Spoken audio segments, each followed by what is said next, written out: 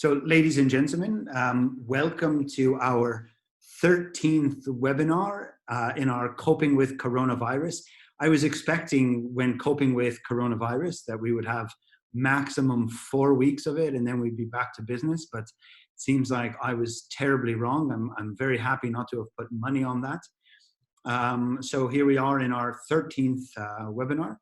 This time we're doing things a little bit differently. For the most part, until now, we've been talking about the gloom and doom of what's been happening in global affairs, Middle Eastern politics, which very often, I think, puts a great strain on people because not only do you have to deal with coronavirus, but we've also had to deal with economic shocks, price fluctuations in the energy markets, the war on terrorism continues unabated. And so, you know, I think now what we're trying to do is also break out of that kind of sinkhole that has us only thinking about security issues whenever we think about the Middle East.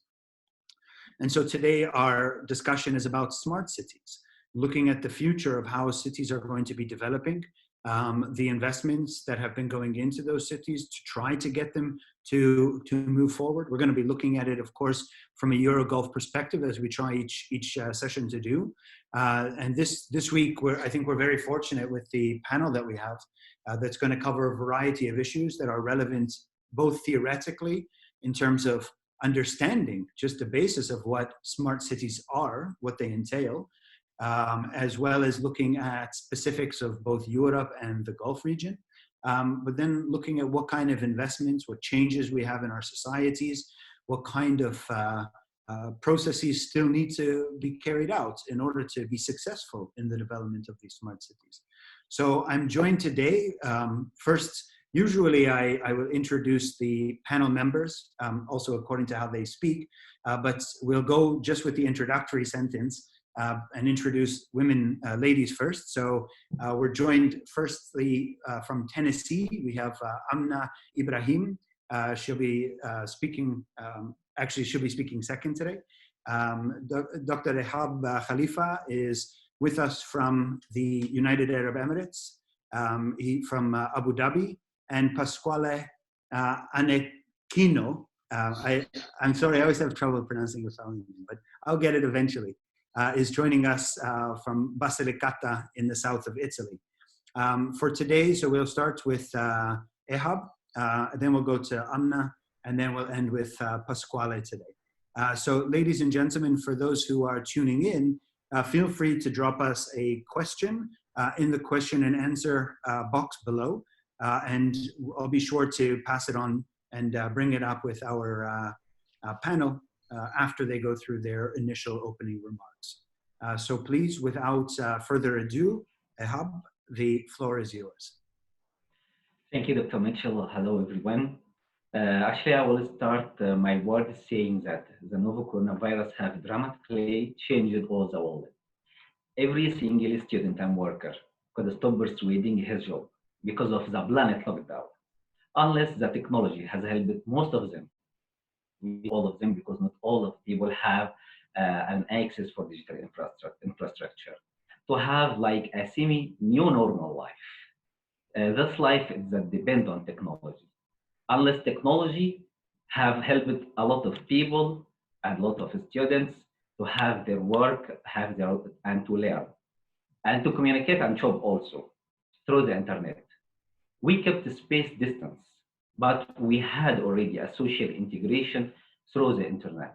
So I prefer the term space distance, not social distance, because we are like human beings socially by default. So this new normal life that depends on smart technologies stimulated the idea that the smart city could perform well during some human crisis compared to other traditional cities. Regardless of the validity of this argument, adopting smart cities model became an international growing interest among nations and the global phenomena that deserve to be studied. So, what a smart city is and what's its relationship to national security?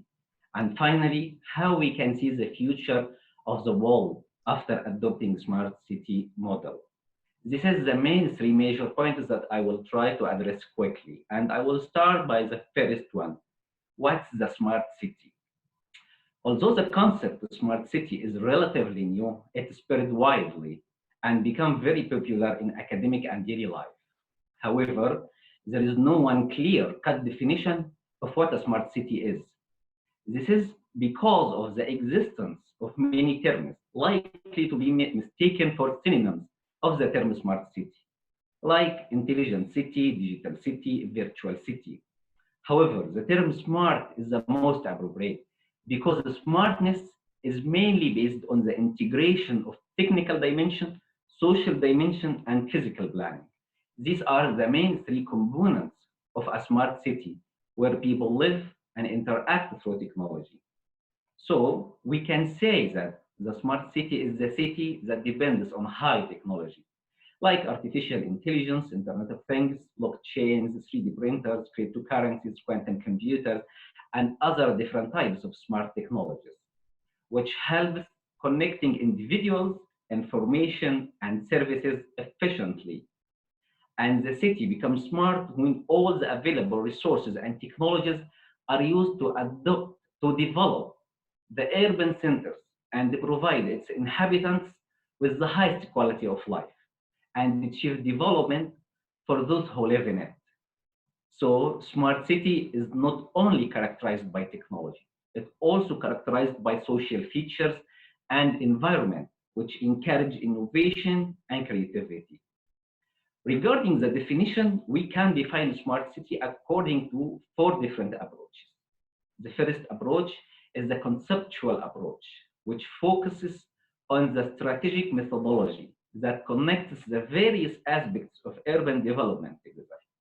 And the second one is the integrated approach, which mainly concerned with the smart city level of efficiency and the way sophisticated social and technological models operate within the city. The third one is the institutional approach that deals with the institutional laws, procedures, and interaction which govern the process of being using information and communication technologies within the smart city. The last one is the operative approach, which concerned with the smart technologies and technological innovations which entail the urban systems be used efficiently, both environmentally and economically. Another definition for a smart city is that provided by Boyd Cohen and called Boyd Cohen wheel. It's like a framework or theoretical framework to understand what is a smart city. And it encompassing six elements of a smart city. The first is the smart economy, which characterized by a high degree of creativity and flexibility based on technology. The second one is the smart transportation, which is environment friendly and autonomous. The third is a smart environment that encompasses green urban planning, green energy, and effective management of natural resources. Then the smart people. Actually, the ultimate of making cities smart is the people themselves. And the citizens of a smart city should be characterized by certain unique features, like they are well educated, open minded, cosmopolitan, accept difference, and give priority to creativity and uniqueness. The first element is the smart life. I mean here the lifestyle itself. It should be dependent on smart technologies. And the last one is the smart government.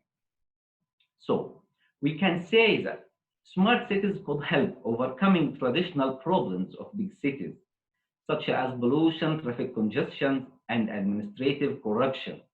They can stimulate economic productivity, accommodate population growth, and make lives more convenient. But at the same time, they raise many security threats to national security. This is because the smart city is the core state. It's the main hub for businesses. It's the mind of the state itself. It has businesses, communications, and the smart government services. Inside it, houses, infrastructure, transportation, communications, everything is controlled by smart systems, dependent on artificial intelligence and Internet of Things. If these services are targeted by a sophisticated cyber attack, the consequences in that case would be unaffordable to national security. For example, cyber attack on the city's infrastructure can mean ending the lives of large number of people in a matter of no time. in case the cyber attack targeted airlines, railways, self-driving cars, hospitals, automated bridges, or traffic lights. This is an immediate threat to national security. The situation becomes all the more dangerous in case of a conflict or wartime. A cyber attack in that case could be like a lethal weapon, highly effective to national security. Apart from this, smart cities can be also attractive for hackers to persuade their activities because it have many vulnerabilities or many attractive goals for hackers and can be targeted by different kinds of cyber crimes, such as cyber schemes, piracy, blackmails, online sexual harassment, and other kinds of crimes. Also, credit cards, bank accounts, the financial sector, not only of the smart city, but all of the country could be threatened by cyber attacks.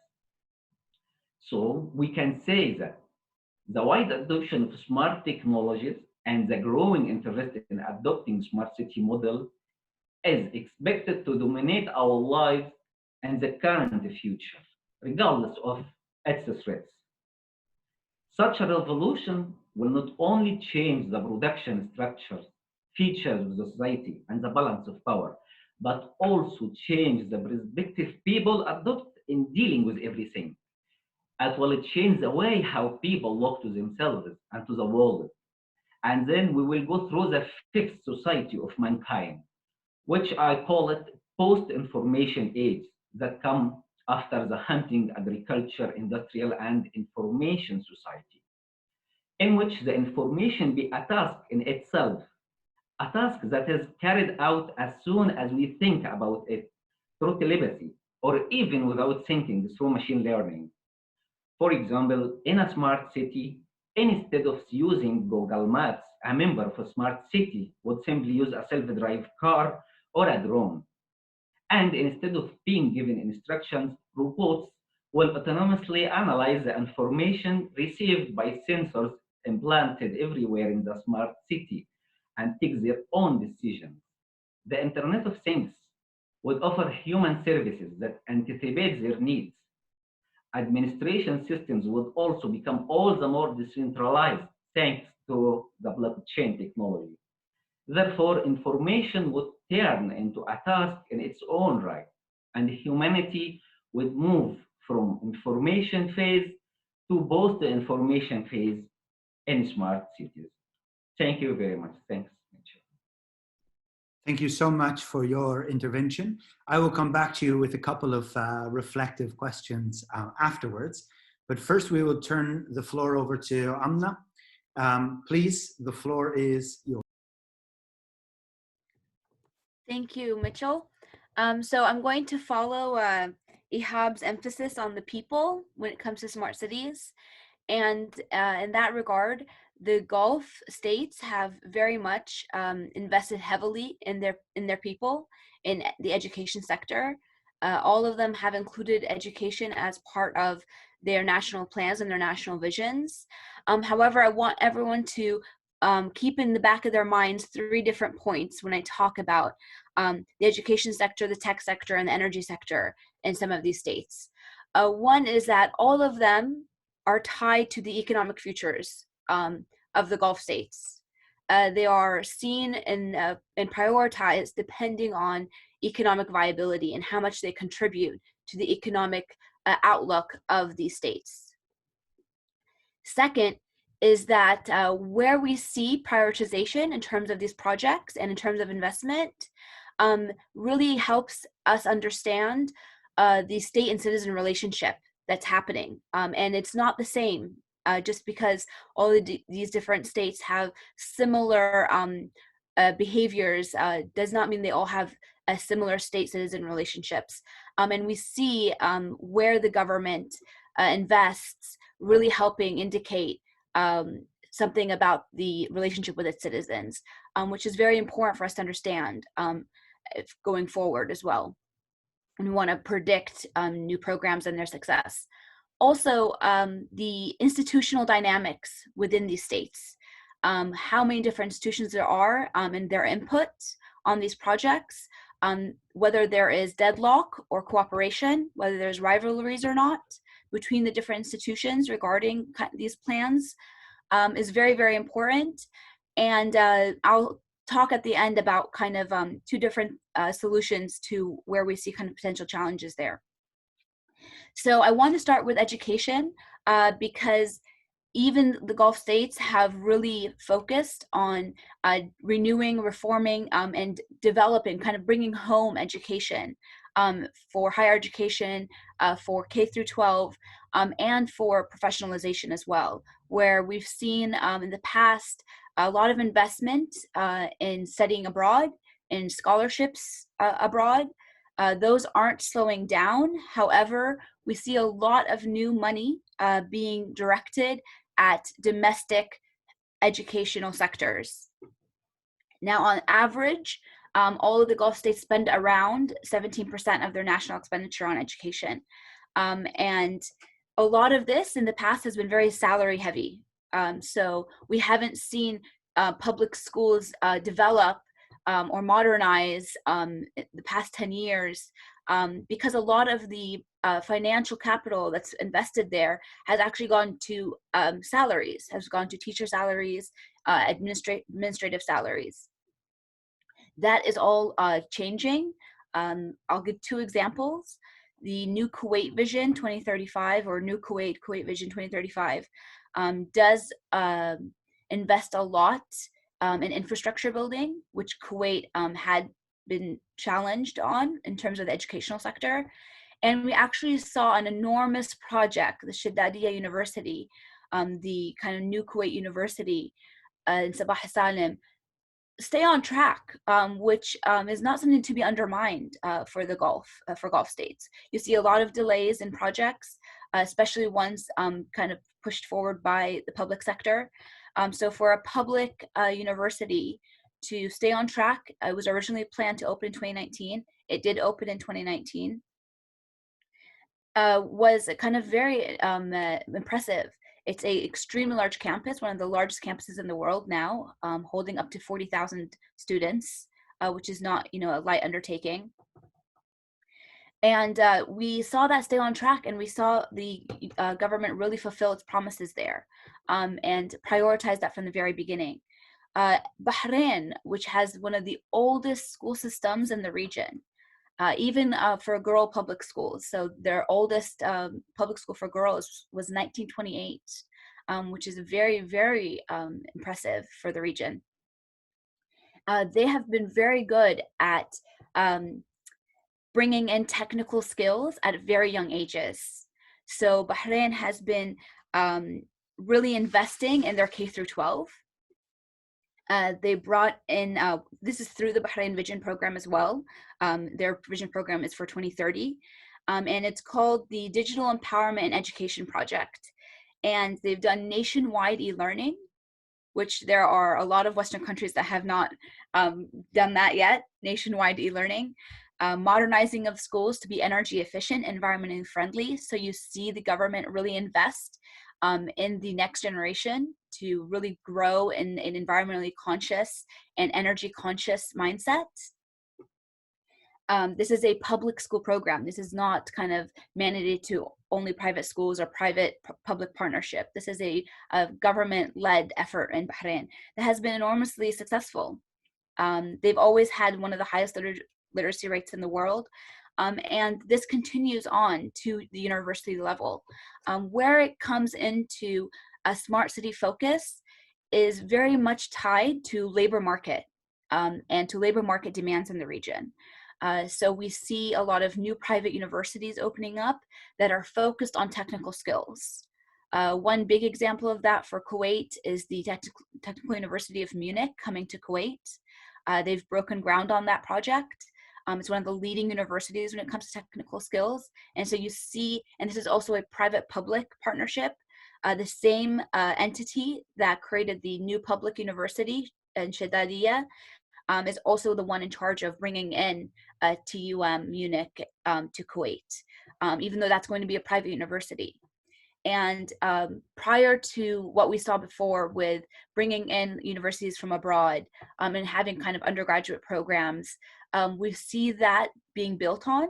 So TUM is actually going to have programs all the way up to PhD. So getting doctorates in technical skills is a very impressive new feature. And it really does indicate where the focus is for these governments. They want highly trained, highly specialized citizens to enter the market. This has already been done in the UAE. The UAE has PhD programs in technical abilities, even in their nuclear program and even in their nuclear sector. It's a very high level. But we do see other states start to follow that trend. And so there really isn't this focus on, let's just send a lot of students abroad for as long as possible, retain them abroad as much as possible, bring them back and find them a job. It's much more strategic. There's a lot of scholarships now that are being reallocated to domestic private schools and to domestic institutions where we didn't see that before. And I want to kind of transition us into how we see this then happen in the kind of tech world and in the smart city realm. And I'll use Kuwait as the case study there as well. So at the early stages of kind of smart city building, China kind of was the lowest bidder and was constantly winning bids because of their ability to have kind of an edge in the market. We see that fading now. For example, the new smart city in Kuwait, Saad Al Abdullah, is actually first, which is very important to keep in mind when I talk about state-citizen relationships, is a smart city that is residential. It's not just what we saw previously, where it was only focused on investment in capital and commercial buildings and attracting foreign investment. It's a residential smart city. Also, South Korea is the lead on that. A South Korean private-public partnership there is the lead on that. They actually are taking an example of a South Korean city, Pyongyang, and adopting it in Kuwait. They're replicating the entire city into Kuwait.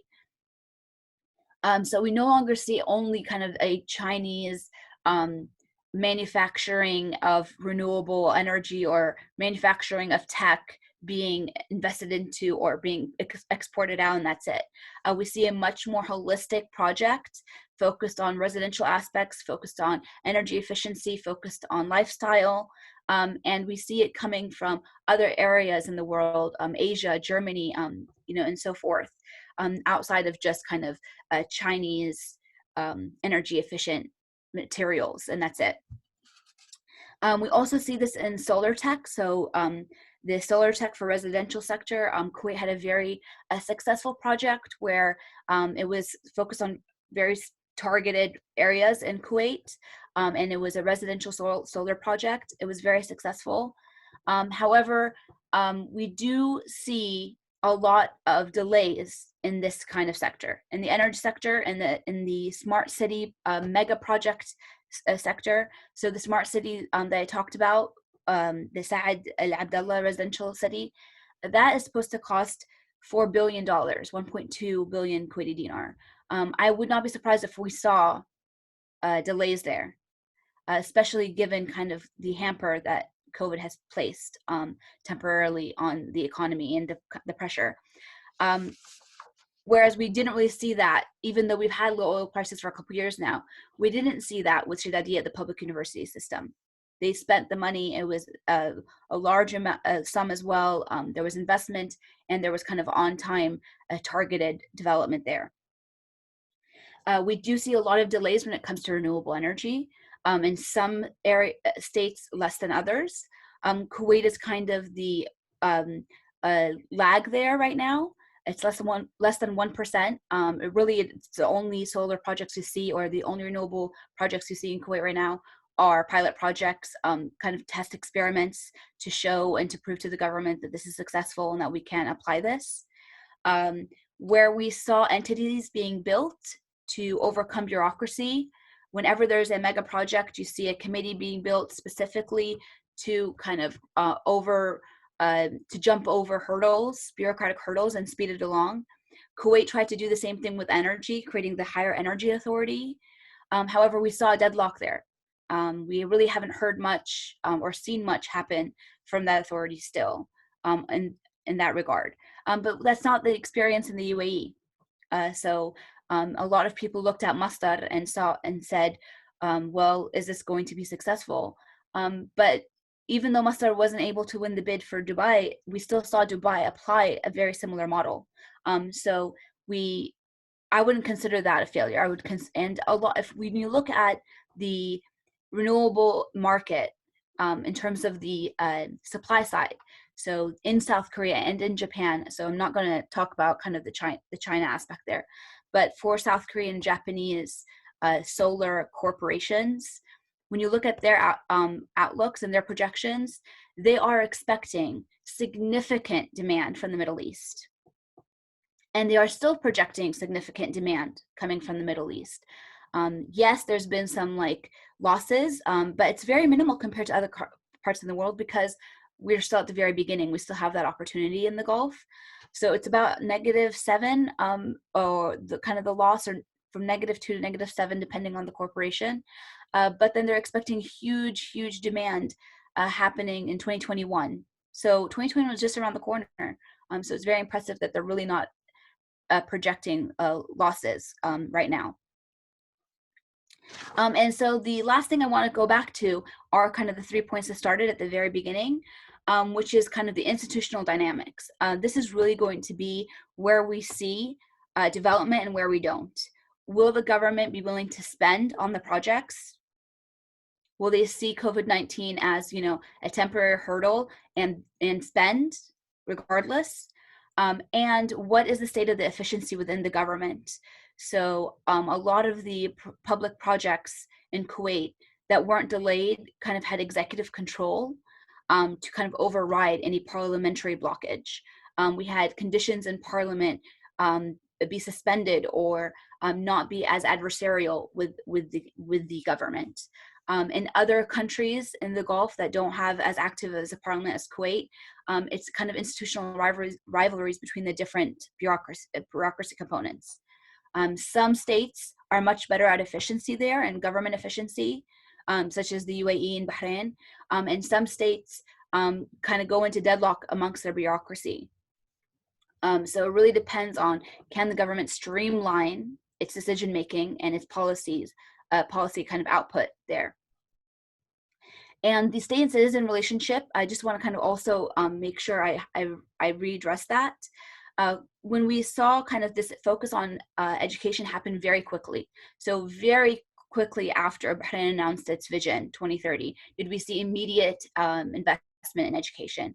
Very quickly with Kuwait as well, in terms of the higher education system there as well. We really see this priority because that is the demand. So right now, I think a lot of us have heard about all the adversarial relationships happening between society, between citizens and expats, between citizens and the government. You know, we need solutions to COVID. What is this going to look like? Am I going to have a job in 2 years after COVID-19? What is going to happen to salaries that are so dependent on the public sector? So we see that being a #1 priority. These kind of educational investments lead directly to labor market investments. And so if the governments want to build new sectors in the labor force, they know that they have to provide these kind of educational opportunities to their citizens first. They have to professionalize their citizen kind of human capacity first. Then you also see this focus on higher education, on targeted programs, technical programs, because if these new sectors are going to be built, those need to kind of flow in through that pipeline. That is the #1 priority. When we look at smart cities, it's very kind of obvious, you know, having the first smart city and multiple smart cities actually being built right now that are heavily focused on this holistic residential aspect. The biggest kind of spend in these states is infrastructure. So being able to do that in a kind of novel, progressive outlook through smart cities and smart tech and smart lifestyles gives its own dividends. So kind of weaning populations off of oil consumption or not being able to tax for electricity and not being able to tax kind of energy taxes within the state. Being able to provide citizens with these kinds of cities and these kinds of markets is a strong indicator to kind of how the state is wanting to address citizen demand. how they want to move forward, you know, when it comes to where they invest and how they spend their money and how they save their money, really, actually, when they're integrating kind of this kind of smart approach. Because yes, like Ihab said, smart cities can be all about all of these different factors and be very comprehensive, but it doesn't mean the state has to see it that way. They might, in the past, you know, 2008 and beyond, we saw it only happen in business sectors, and it was a very narrow mindset towards what tech was. And now we see this kind of holistic lifestyle and residential expansion. Thank you. Thank you so much for those insights. I think we're going to have a very healthy discussion afterwards, and I'm looking forward to that as well. But before we get there, last but certainly not least, Pasquale can come in with a European view. Thank you very much, Mitchell, for the invitation and for EGIC. It's not my first time in an event with you. I'm very happy to be back, and thank you very much to the fellow panelists and to all the attendees. So I'll bring my, of course, geographical and disciplinary perspective to this conversation, being a lawyer by background, and I've been involved in quite a few data-related projects which are also involved data cities, smart cities, and we will see why from a European perspective. Now, Mitchell, are you speaking? No, okay, okay, no, I can continue. Okay, thank you. I want to start from basically one of the questions that was asked. which I already planned to address, which was the question that one of our attendees, Paolo Motta, raised, which is of course related to terminology. From the presentation of Ihab, we have seen the kind of genesis of smart cities.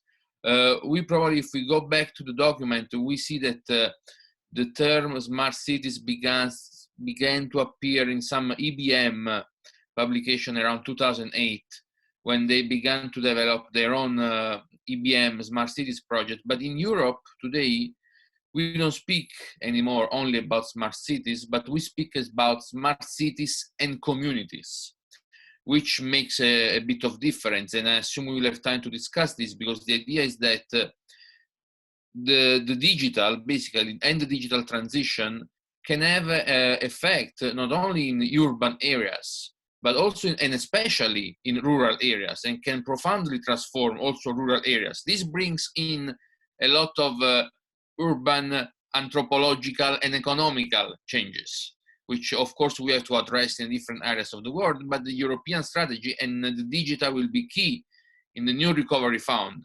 If you have seen the documents, whatever will be the amount of money that will be invested in Europe through the recovery fund, a lot of that money will go through digital innovation and transition. So, and of course, smart cities are part of this discussion. Now, when we look at the vision of smart cities, which also companies have developed, the vision of smart cities has been since the beginning a data-centric one. So what is at the core of a smart city or a smart community is data, and how you deal with data, and how you process and treat data. So that's for sure a key thing to have a look at, and that's the thing that you have to address, depending on different cultural backgrounds all over the world and depending on different legal frameworks. And this is what actually interests me. So how data are handled into these different smart cities or smart communities project, and what changes are brought in by a data-centric paradigm, if you want to call it that way. Now,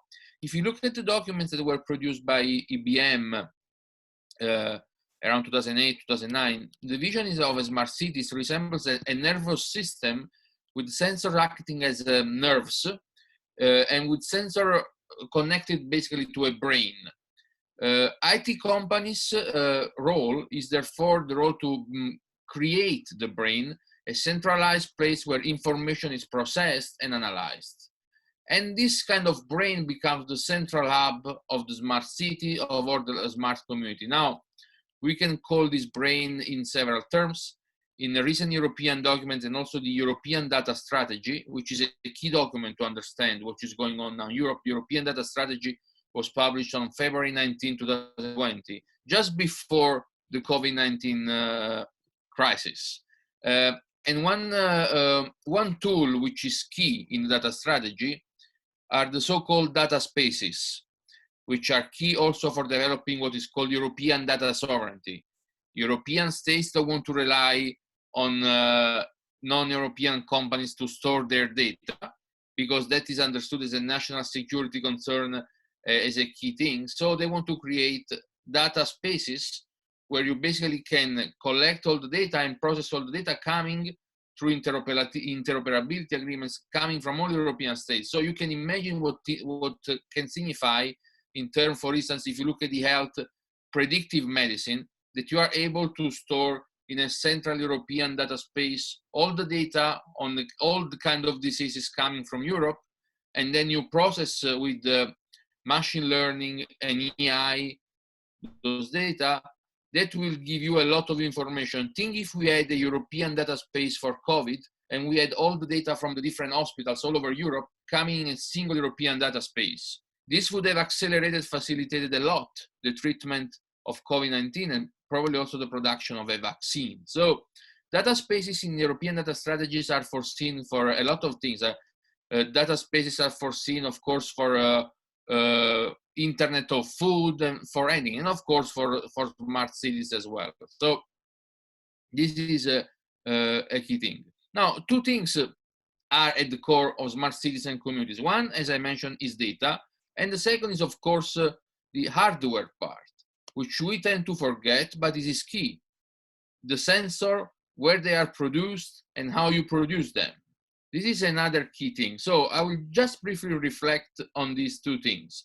Now, from a European perspective, in terms of legal norms and culture and approach to data in a data-centric paradigm, here we globally differ a lot.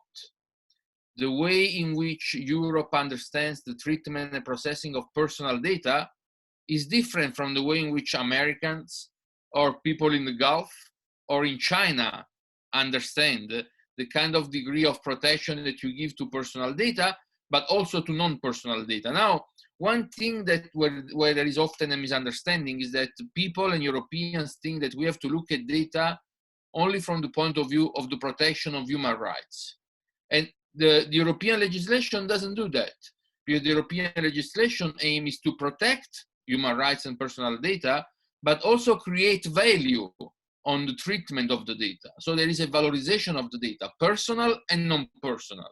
And we also always have to look at these two kinds of angles in the treatment of personal data. So one thing is the protection of rights, and the other thing is how you create value on the basis of the data that you have. So how you better process data in order to create value for your company, if you are a company, or for your community, if you are a mayor, for instance, which is, of course, the typical issue for a smart city or for a smart community. And as I mentioned here, we differ because the degree of protection which is afforded to personal data differs widely, and this creates a lot of things, for instance, also in public procurement and providers of solutions for smart cities. Ethical issues in public procurement for smart cities is a big issue. You are seeing all these kind of debates we are going on, for instance, with facial recognition all over the world. An important case was just introduced yesterday in an American court against Clear Air View for the tool that is developed for facial recognition in Illinois.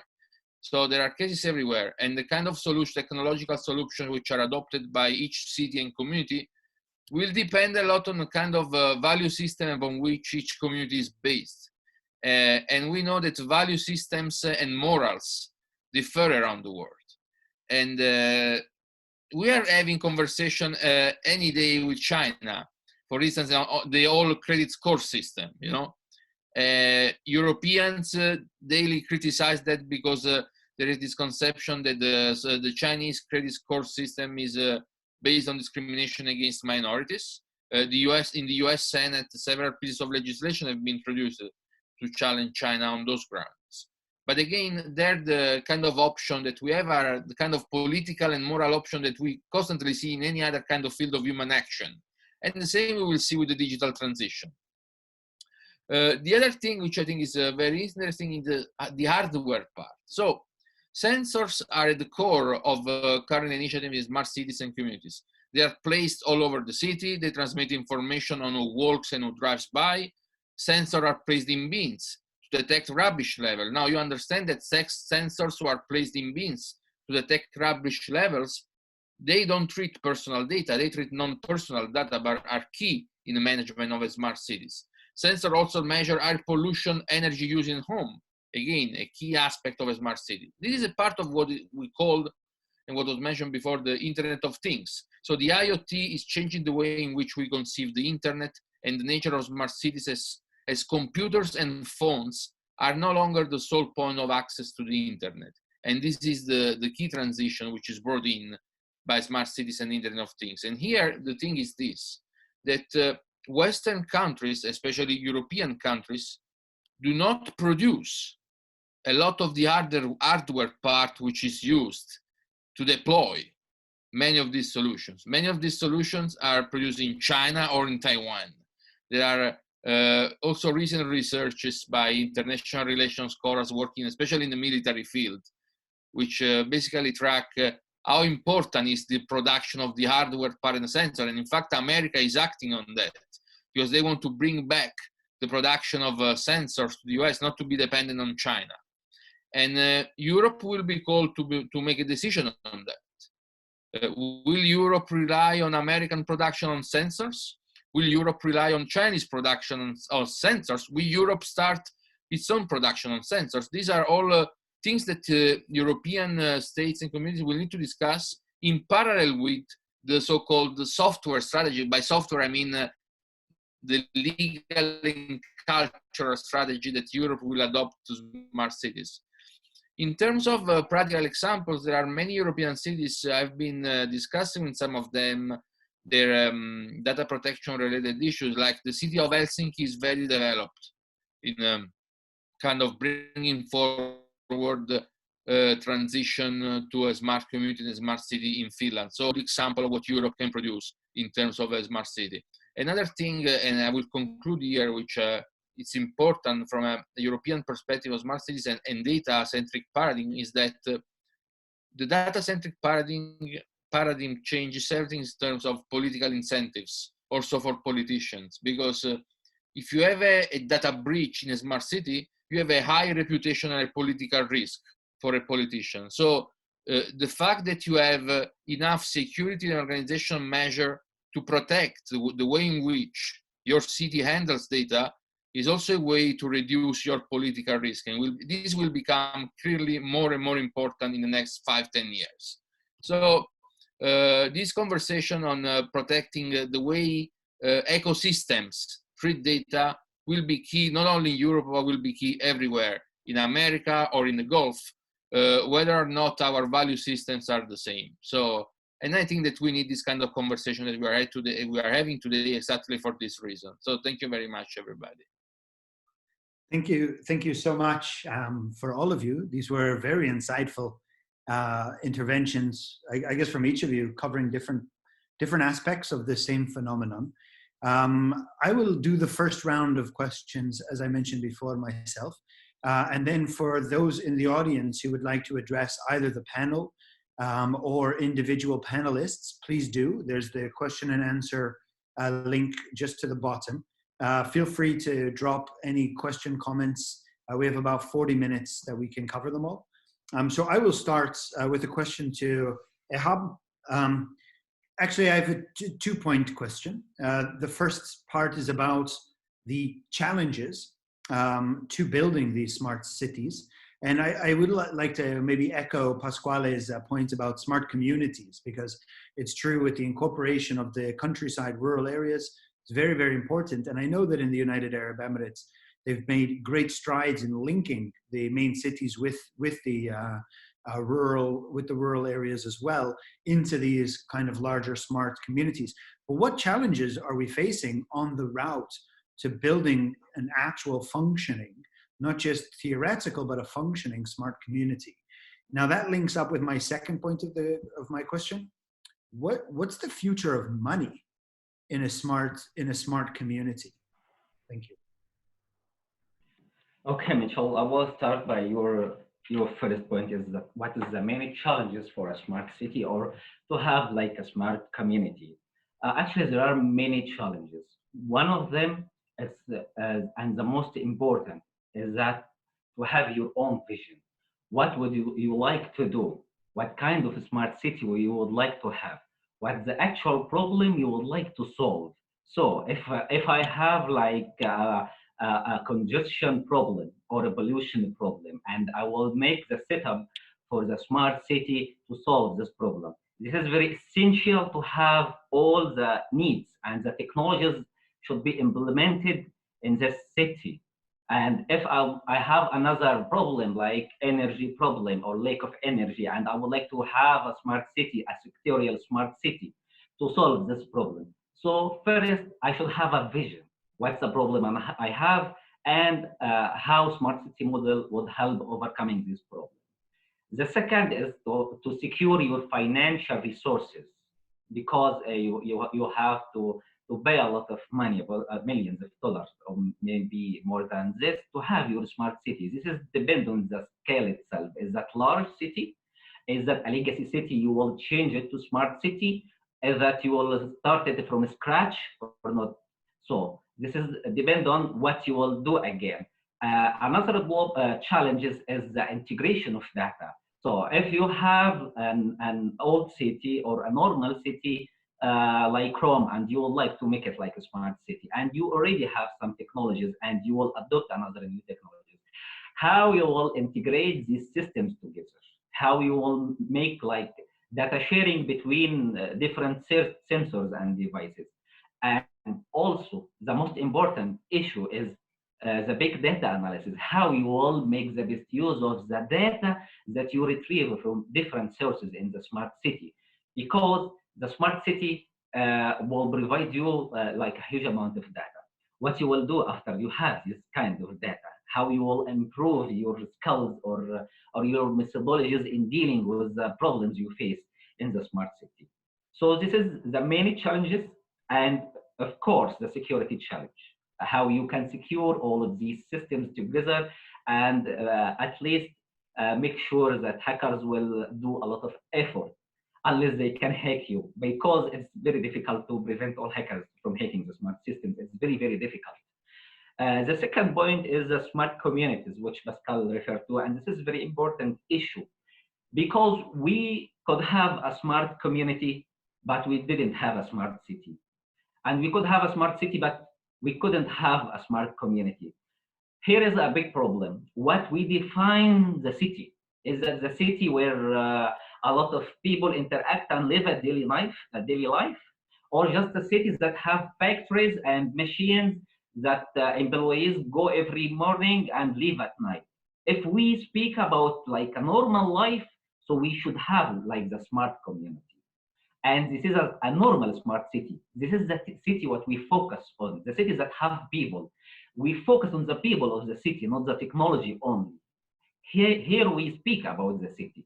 But if we speak another kind of cities, which is sectorial, like the city for energy sector or financial sector only, which has a busy daily life at night, at morning, and no one inside this city at night, it's not like the normal city we speak about. By definition, some definitions call it a smart city, but for the definition I have discussed or adopt, there is no people at night, there is not a normal life, there is no community, or it's a specific community, like the financial community or the energy community. So it's not like a normal city. Here is the difference. So when we speak about smart city, we mean the normal city is that people have a normal life and how they use technology in their life every day and night. The last point, the future of money. The future of money, it's really actually it's a very big problem, because now we have different kinds of money. We have digital money and we have virtual money or cryptocurrencies. The cash money, offshore, I didn't think in the near future, in the coming 5 years, it's very difficult to see someone has a cash money, even in the poor country, even in the very poor country, because a lot of communication companies has their empowered people to use their cell phone and cheap small cell phones to transfer money, if even they didn't have a credit cards or bank account. So it's very difficult to see cash money in the near future.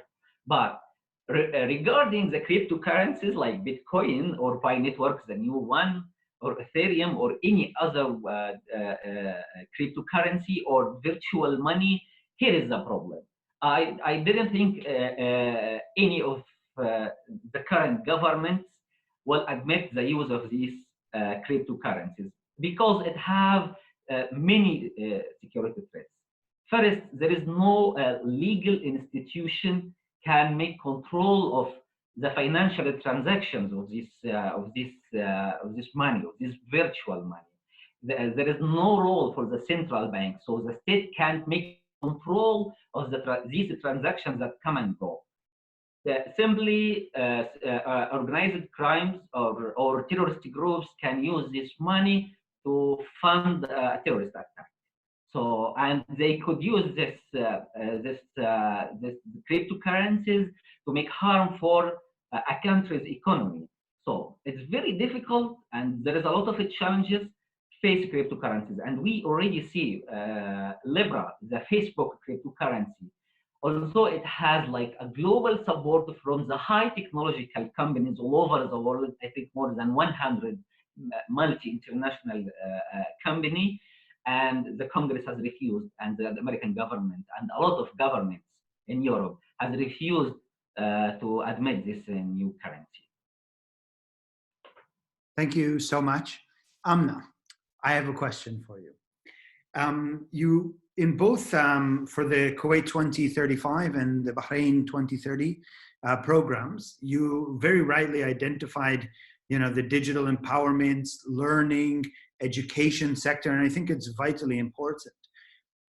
Women, what I've seen, are now in the majority of graduates, both in Kuwait and in Bahrain. What impact is that going to have on the forms of employment, the type of workforce, and the direction that our new smart communities are going to take in the Gulf? Thank you, Mitch. So I'll say that it was actually a very, very important and visionary kind of decision to make, because I don't know if states in the Gulf saw where the sector was going 40 years ago or 50 years ago, especially that they were 40 years ago highly focused on oil and the oil sector 40 years ago, and the kind of manual or the labor intensive aspects of that. Whereas now you see technology is getting smaller and smaller, and easier for citizens to enter these sectors at a highly specialized level. So domestically in Kuwait, for example, there's this ZAN, which is the big telecom corporation, has like a new drone program now. And they have these little drones that go out to oil fields, they go out to businesses, they go out to manufacturing, and they help monitor conditions constantly. That is something that is so much more inclusive and adaptable for any kind of, for most kinds of engineering and technical degrees, male or female, and household or single lifestyles, because you're doing computer monitoring. The drone is doing everything for you. You're not manned out in the desert for 6 hours a day. The computer's doing everything, and you're at home, looking through your computer monitor, monitoring everything and receiving alerts and responding. And we've seen this at all sectors in the Gulf, actually. It started with education, but it has moved much beyond education. So engineering degrees, over 90% of the engineering schools are enrolled by females in the Gulf, such as Bahrain, for example. That's a great example. Kuwait as well. There are actually quotas now to make sure that males are incentivized to enter these majors. We even see that in emerging programs. So the nuclear program in the Emirates, a majority, I would argue, actually, I don't recall the numbers right now, but a majority of the managers at ENIC, the Emirati Nuclear Energy Corporation, are female Emiratis, trained in South Korea, trained in the United States for a few years, but but also trained in Emirates by kind of, expats that have been hired for a long time and are training. And development of programs, again, up to the doctorate level to train citizens, and mostly females, to enter into these roles. The very first nuclear engineer for the Emirates was a female. These are not, to be kind of swept away like, oh, okay, they're not just kind of representative or kind of unicorn examples. It's the overwhelming majority of the workforce. And smart cities technology is highly responsive to that, actually. The fact that you can work from anywhere, just like we're doing right now, the fact that you can log in and log out, without having to go long distances, the fact that you could work your own hours, for example, those are all really promising kind of conditions for those societies and for those kinds of demographics. Thank you so much for that. It's so interesting. So that there's now you're trying to incentivize men to join university programs. How times change. Pasquale, the division between having a data-centric and looking also at the hardware. My question is, who's doing the investment? What level is the public sector versus the private sector investing in the innovations that we need to build these smart communities? And I think maybe I can put a little exclamation mark at the end. What are the legal ramifications? Yeah, no, that's of course always the elephant in the room, in a sense, no? In every kind of conversation that we have. And again, this also differs a lot if you compare it globally and geographically in the different areas. If you see what is going on in Europe, that's for sure that we have had, and we will have more, probably, as we see from the last draft, which are securing a lot of public investments to facilitate this transition. And the European situation here is rather peculiar, because in Europe, you don't have the kind of big companies of the Silicon Valley that, for instance, America has, which then have a global impact in a sense. Europe doesn't have that. So Europe is, of course, and will invest a lot of public money to facilitate this transition. I don't know if that will be enough, but for sure the kind of money that we have seen from the last draft of the Recovery Fund, for sure, as I mentioned before, a lot of that will be in the digital. And a lot of them will be kind of top-down, going from there to the different municipalities and communities. There are, if you just go on the European Commission website, you will see some of the initiatives, also public-private partnership, which have been financed there. Of course, some European companies, not directly in smart cities, but like if you look at the big companies, for instance, auto vehicle companies, like Fiat, Renault, and all the others, they understood that they have to go through a digital transition as well.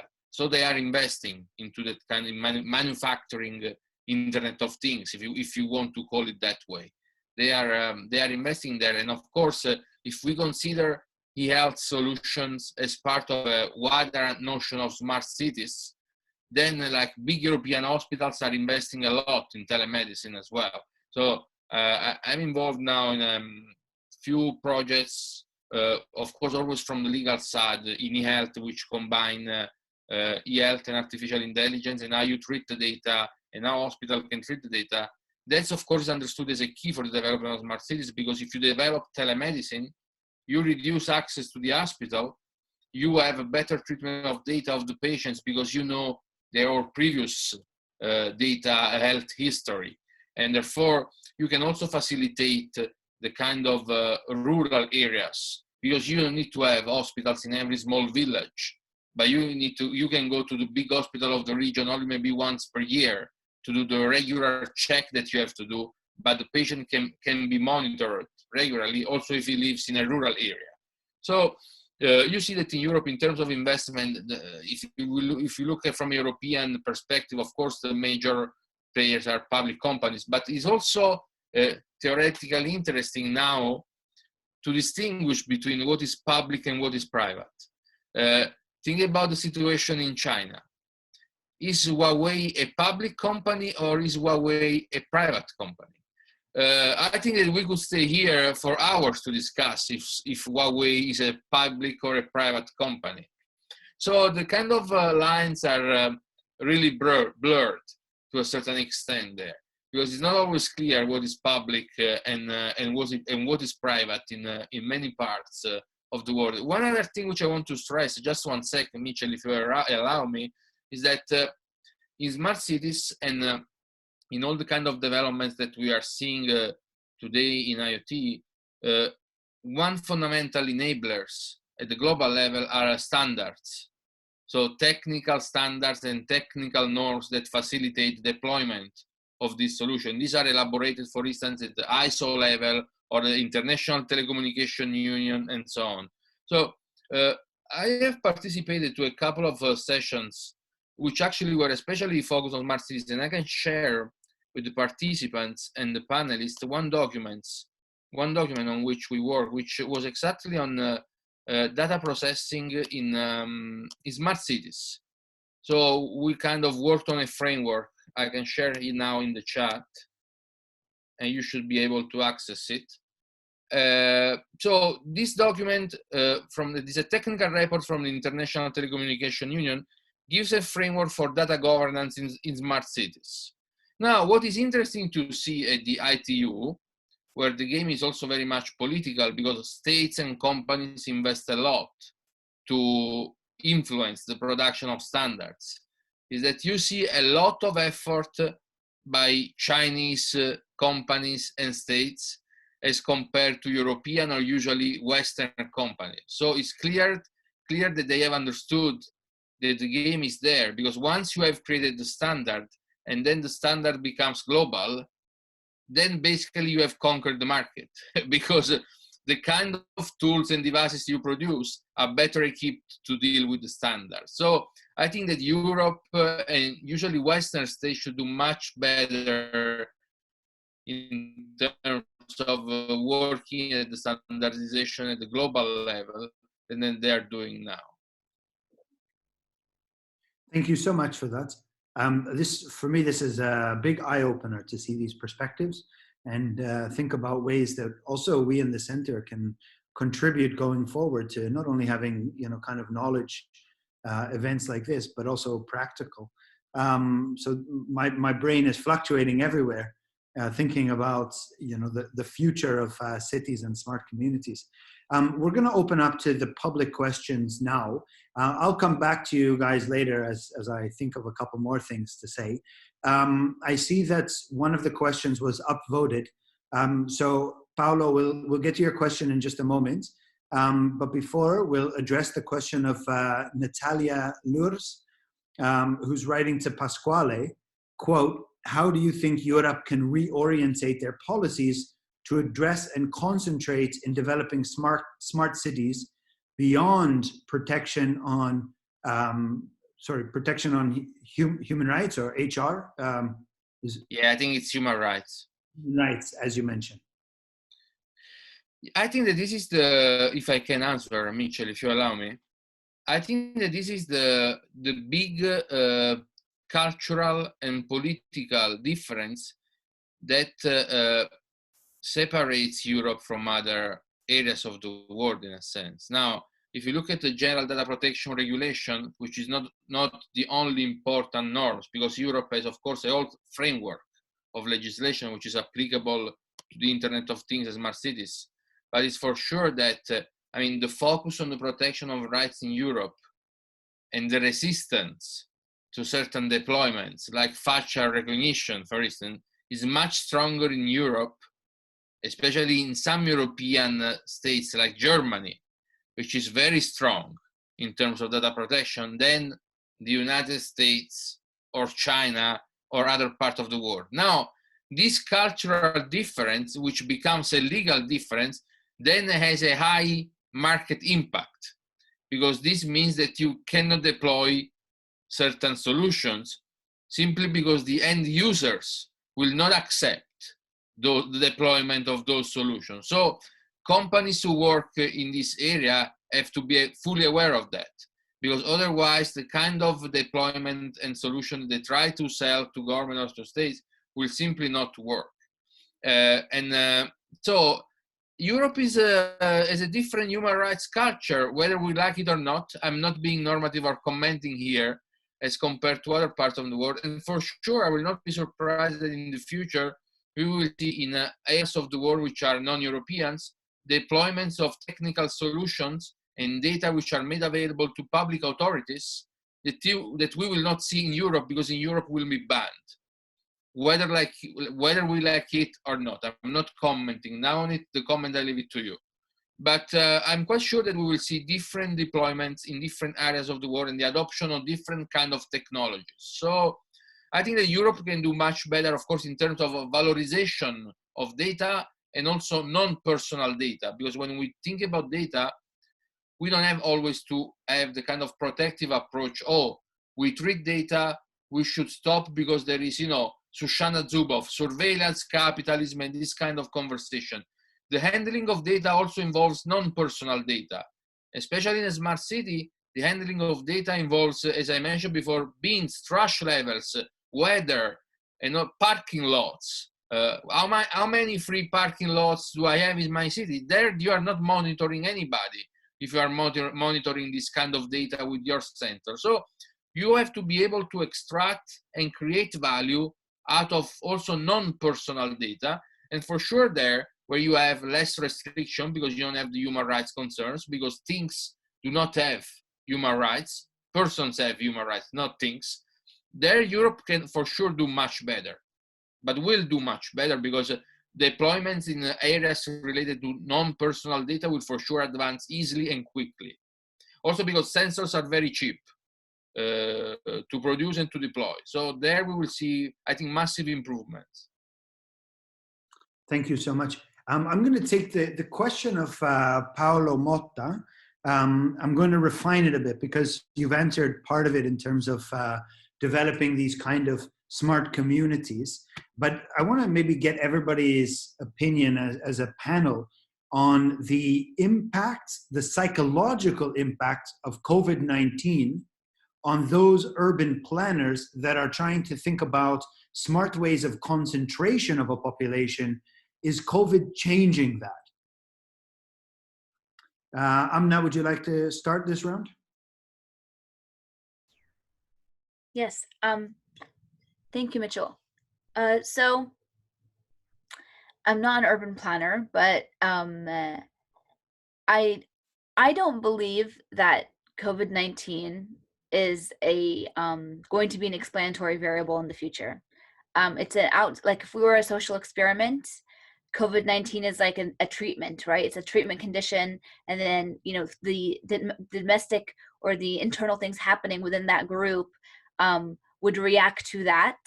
But I don't think that it is going to be this end-all, very long-term explanatory variable for anything.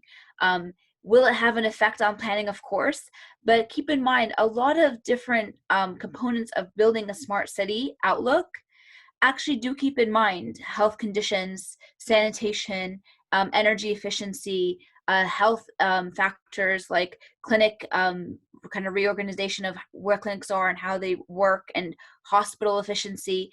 Those are components of smart cities and of kind of smart city mentalities.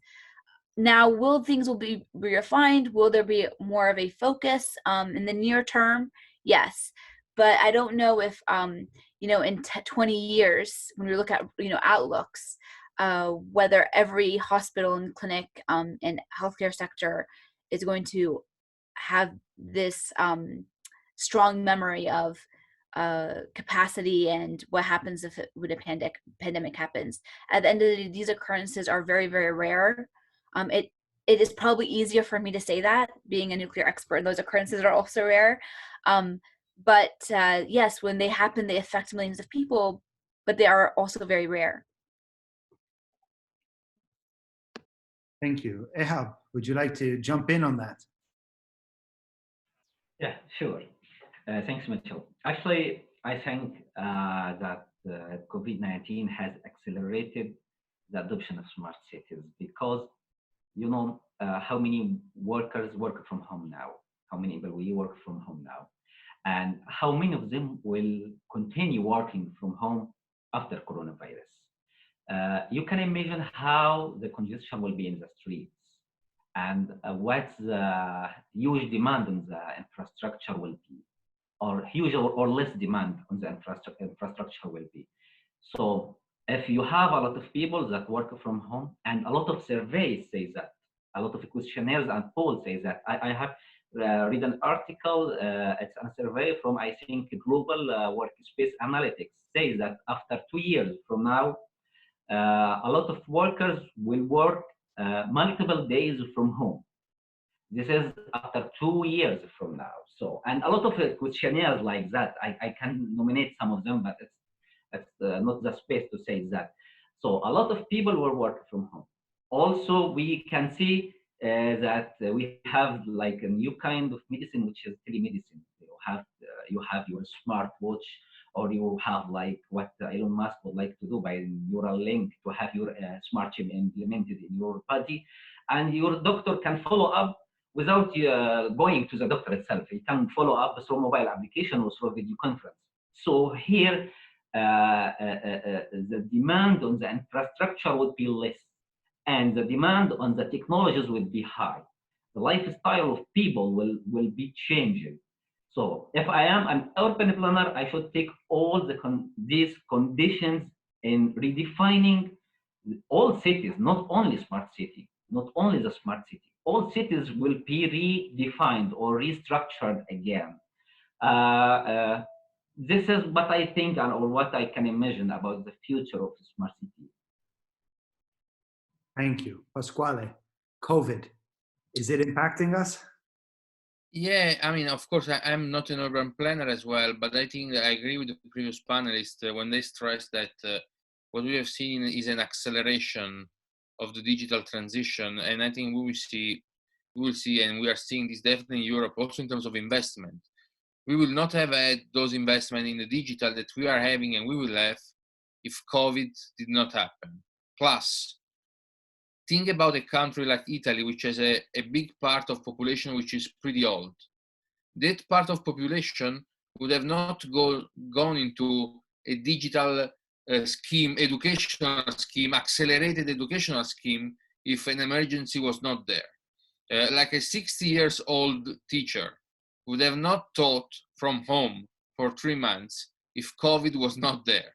That was a positive result of COVID, because that teacher that maybe used the computer only for answering email, maybe had forcefully to go through a kind of very rapid training in order to be able to do what she needed to do from home. So we have had large parts of the population which would have not undergone a digital training, that went through it very fast, under very much stress the last 3 months, and this will function as an enabler, because now that they have some basic skills, new question will, this is the psychological part that you mentioned before, they will like have the eyes open to other kind of technical solution, and they will also use those technical solutions as a retired people. Now think about a situation like Italy, where you have a lot of retired people. If you enable and create smart solution in the rural areas, this maybe will enable a lot of retired people to move to rural areas, because they can be monitored by their doctors with telemedicine, and they maybe will say, okay, I will move to rural areas because the quality of the air is better. I can go for my walks. I don't have to have all the stress of the city, you know, because in terms of health, I can use that solution, and my doctor sitting in Milan or in Rome can monitor me, and I can take a fast train and go once per year to do my regular check. So I think that for sure the acceleration is there and is impacting the transition of smart cities and communities. Go ahead, Amna. So I just want to add on to something that Pascal said, because he was making some very good points. There is this kind of stereotype, or kind of in our imagination when we first heard the term smart cities, where we really equated that with urbanization in terms of big skyscrapers, hundreds and hundreds of apartments, very closely next to each other. That is not how smart cities are planned, even now and in the future. It's about decentralizing people's locations. So instead of having a mega mall where everyone in the country goes to, or 3 mega malls everyone has to go to, localized shopping for those neighborhoods. It's about lots of green spaces. It's about easy access to clinics and kind of outlets that are in your neighborhood, and rather than going to one centralized location for everything. Those are all aspects that have a very strong influence on kind of the health and well-being of citizens. And so we need to think of that kind of smart city, because those are kind of the smart cities that are being planned today.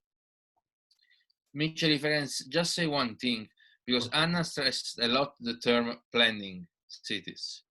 And I think which is a term that, of course, works better in, for instance, in the Gulf states, where you literally plan a city from scratch and you create a city and you plan the city according to the kind of deployment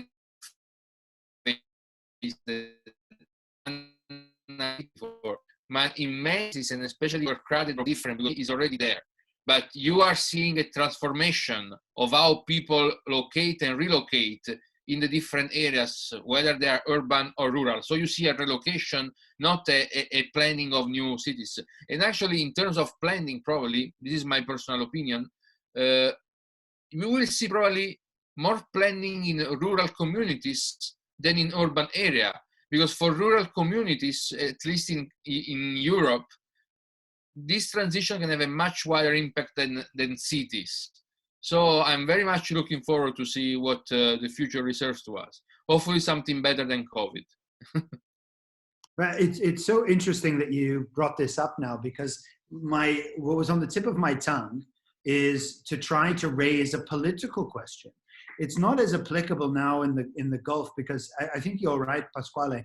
In much of the Gulf, it's much more organized. Also, a lot of the cities are relatively new, and they've had both the space and they've had the financial resources to plan clean, easy cities.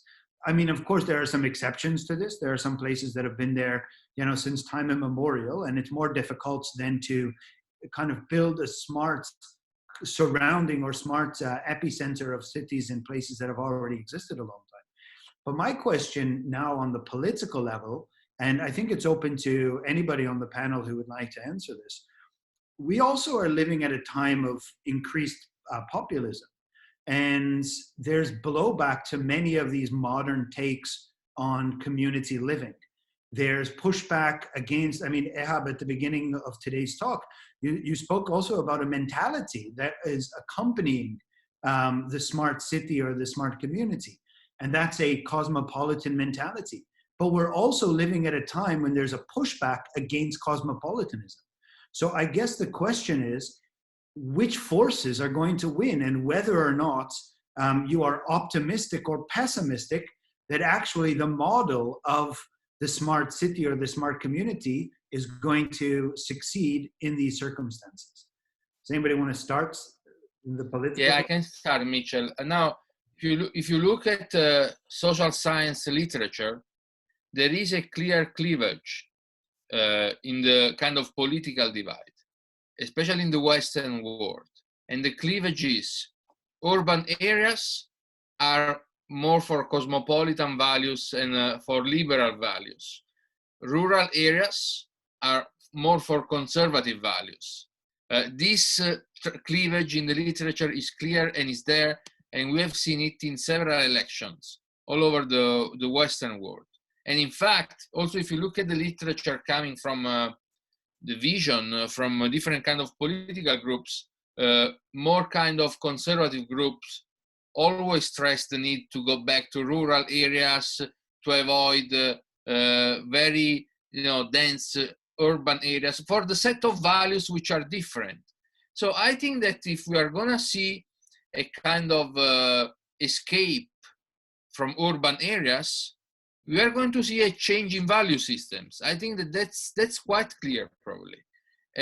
Probably turning to technology will enable or can at least enable a more kind of conservative value system, which can be counterintuitive and paradoxical in a sense. But I see that as a possibility. Yeah, definitely. Thank you very much.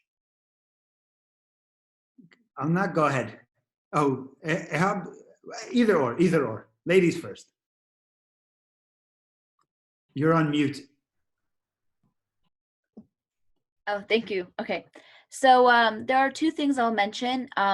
One is that I will kind of challenge the notion that kind of urbanization and smart cities are one and the same thing. For example, when the big new public university was built in Kuwait that just finished and just opened, Shadadiya happened, there were multiple studies done to see what regions of Kuwait correlated with what majors, so that the different kind of schools would be placed closer to those regions, because there was kind of a transport and traffic and congestion kind of variable in mind when that was being built. There's also this idea of top down and bottom up when we talk about kind of the relationship when it comes to populism. Yes, the states in the Arab Gulf very much kind of adopt these international programs and deliver them to the countries. So there is a top-down component, but I would not underestimate the bottom-up component, which is what those state governments decide to implement and what projects are prioritized are in direct response to citizens' demands and what they see as what are the priorities of the citizen, what do people want now, what do we need to avail now. And so for me, there is also this bottom-up approach. It's depends on the state and how each state and kind of the political dynamics. Of course, when I use a Kuwaiti example, it's kind of the kind of extreme example because there's a very, very active parliament. And so there's high levels of pressure to respond and to kind of afford things. That's why we saw an immediate response in terms of the wild numbers given, honestly, about 70% Kuwaitis and 30% expats, which is kind of reversing the entire demographic that we have today. I don't see that happening. It would be highly destabilizing to the labor market if that were to happen. And so I don't see that happening. But you do see super strong and kind of a real push towards integrating more and more citizens into new sectors and into the labor market in new ways and in new sectors. That's not only because of the bottom up and this kind of demand to be included, but also top down, because the governments can't constantly just expand traditional public sector jobs without kind of economic stagnation. So there is this kind of circular and kind of two-sided equation there politically for these kinds of projects. Thank you. Thank you very much. Ehab. Thanks, Mitchell. Actually, smart communities are challenging all political values. And I will start by the most important value, which is democracy. How we can see technological developments is a very challenging issue for democracy. In a smart community, who have all the data? It's the government. They know what the people think, what they hate, what they love. They know what their political trends. They know if they love the government or they hate the government. They know every single data about the citizen. And they know very well how the citizens are thinking. So if they can feel that the citizens now don't have like a good relationship with the government, and it's an election time, or it's not an election time, and they love the government very much because of some certain policies. In that case, the government could call for early election because they know how the people think, what's in their mind. And by that idea, the government could still be in the ruling for a long time. It could be like a dictatorship government because it has only the data. It persuades the people opinions, like what happens in the elections, the United States elections, Cambridge Analytica scandal. How these technological companies affected the people perceptions towards the government. So technology is very useful for democracy because it helps people to express their opinions But in certain degree, the government, or if it's not the government, the big giants, technological companies, have what's inside the people brains and know what they think. So what's about my freedom and how they could influence. They have the tool to influence my thinking, and they know the right time to take a decision or not, to still be a ruler for a long time. This is how democracy could be challenged in the smart communities. Another value is justice.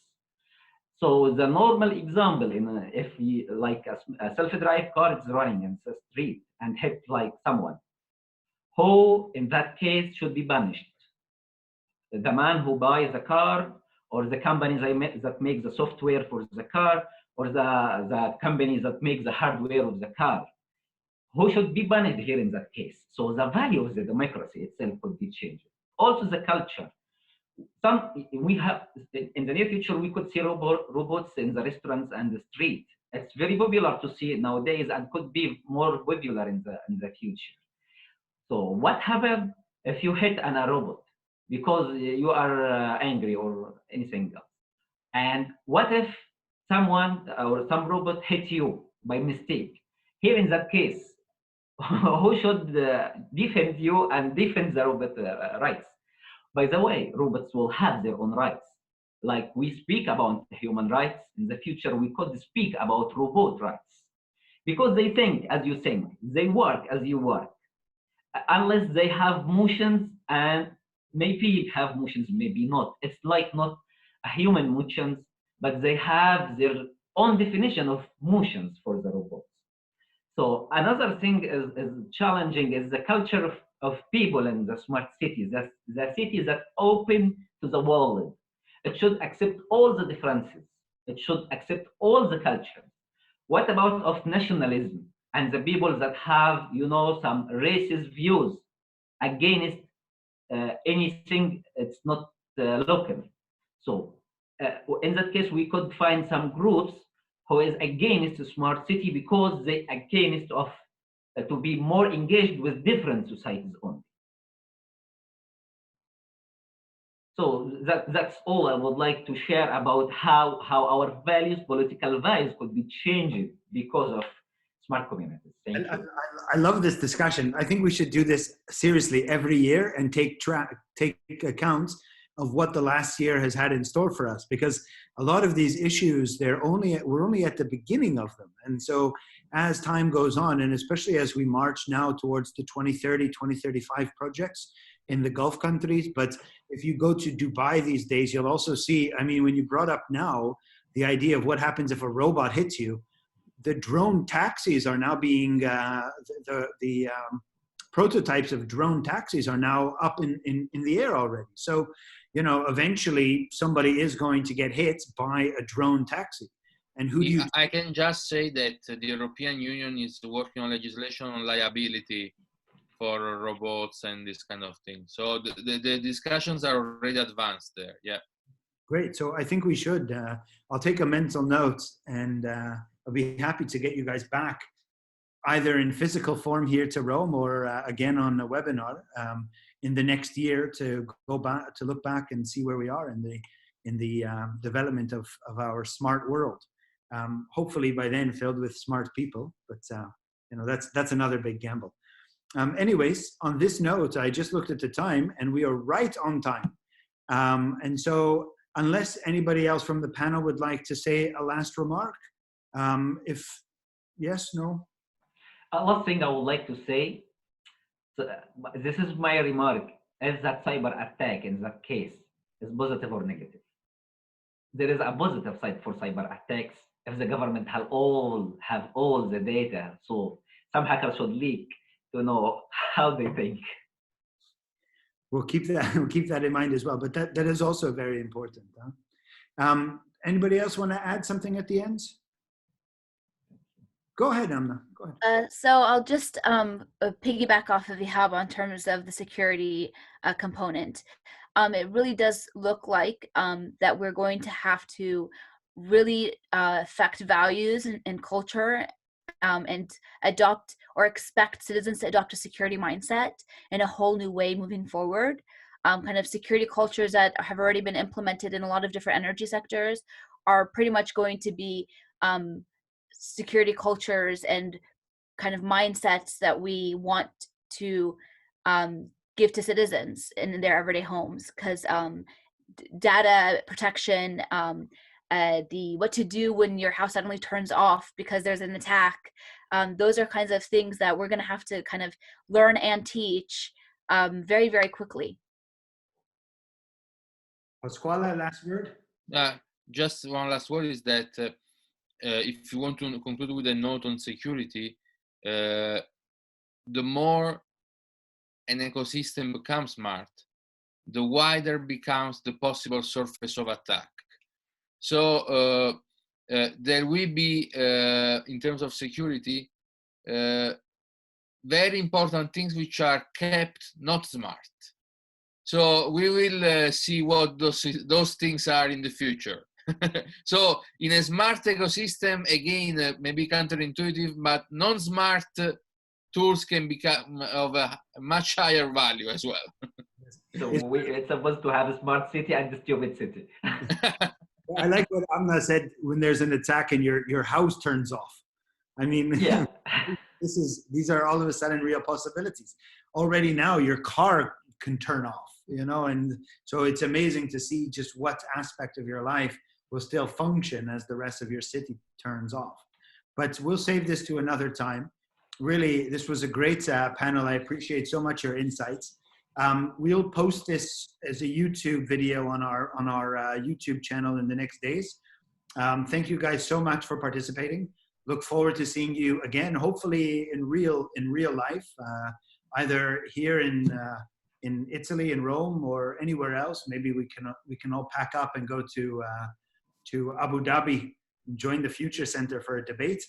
But wherever it is, here, there, or anywhere in between, look forward to seeing you guys again soon. And to the audience, thank you very much for your engagement. And we'll see you not next week, but the week after for our next webinar. So thank you guys very much. Thank you all.